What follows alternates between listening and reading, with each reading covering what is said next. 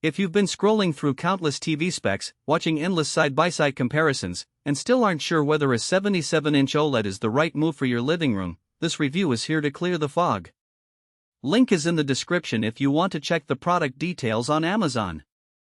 I've spent the last few weeks watching movies, gaming, and even doing a bit of work on the Samsung QN77S90DAFXZA, and I'm going to walk you through what that experience actually felt like, where the money goes, and who really benefits from this particular model. First off, let's talk about why a 77-inch TV is a decision that feels bigger than a simple screen upgrade. A TV that size changes the entire viewing dynamics of a room. It can dominate a space that otherwise feels cramped, or it can sit comfortably on a wall that's already packed with decor. When you walk into a living area with a TV that big, the first question is, does it blend, or does it scream "I'm the focal point"? The Samsung QN77S90 does both, but only if you give it the right environment.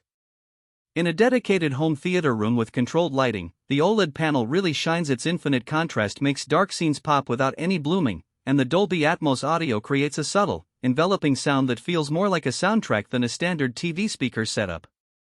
In a brighter family room with sunlight streaming through windows, those same strengths can become a double-edged sword. OLED panels are notorious for being a bit finicky under direct glare, and while Samsung's anti-reflective coating does a decent job, you'll still notice a slight washout if you're sitting right in front of a window. Now, the motion handling. Samsung calls it Motion Xcelerator Turbo 144Hz, and that means it's pushing a higher refresh rate than the typical 60Hz panels you find in most mid-range sets. In practice, what that translates to is smoother action during fast-paced sports or high-frame rate gaming.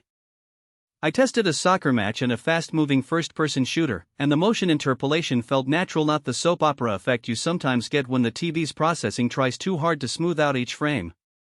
The key point here is that the TV isn't just adding a marketing buzzword, it's genuinely reducing motion blur enough that fast scenes stay readable without sacrificing overall picture fidelity. One of the hidden trade-offs with any OLED, and this is no exception, is the risk of image retention, sometimes called burn-in.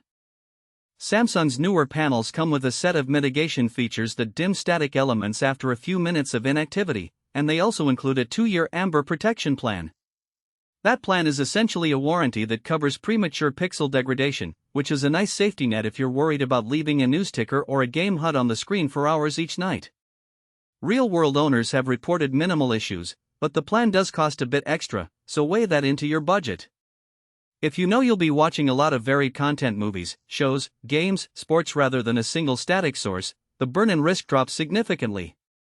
Talking about the smart side of things, the QN77S90 runs Samsung's Tizen OS, which means you get a polished interface with quick access to the major streaming apps. The remote has a voice assistant built in, so you can say things like "play the latest episode of Stranger Things" without fumbling through menus. It's not a brand new OS, but it's stable, and the app ecosystem is robust enough that you won't feel left out if you're a Netflix binge watcher or a Disney Plus fan. The downside is that the interface can feel a little dated compared to the slick, minimalistic layouts you see on some newer competitors, and the app launch times are occasionally a second or two slower than a dedicated streaming stick. If you're the type who cranks the TV to its limits for a quick glance at social media, you'll notice it. If you're content to sit and let the TV do its thing, it's a minor annoyance. Let's address the audio. Dolby Atmos on a TV is often more hype than reality because the speakers are still cramped in the thin bezel. Samsung compensates by using upward-firing drivers that bounce sound off the ceiling, creating a sense of height. In a room with a moderately high ceiling, the effect is subtle but present. You'll catch whispers of ambient rain or a faint directional cue in an action scene. In a low-ceiling apartment, the height effect diminishes, and you might find yourself reaching for a soundbar to truly feel the Atmos experience. So, the built-in audio is a nice upgrade over a basic LCD, but don't expect a full theater-level Atmos environment without external speakers. Who should buy this TV?